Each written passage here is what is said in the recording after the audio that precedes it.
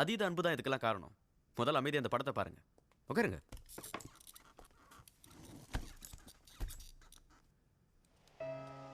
நீங்க பாக்குறது ஆப்பிரிக்கா காட்டுக்குள்ள எடுத்த படம். ராத்திரியும் பகலுமா கஷ்டப்பட்டு காத்திருந்து எடுத்த ஒரு அருமையான பொக்கிஷம்.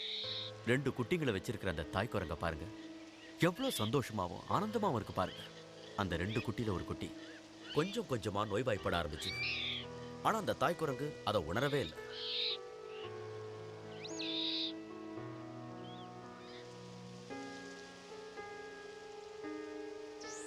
பாவம், கடைசியில ஒரு நாள் செத்தே போச்சு.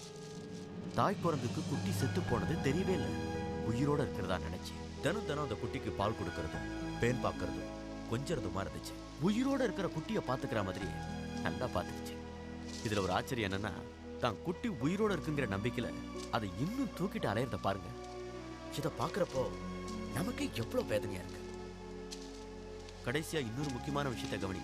15 நாள் கழிச்சு அந்த குட்டி எலும்பும் தோலுமா ஆனதுக்கு அப்புறம் கூட அதை விடாம தூக்கிட்டு போகுது.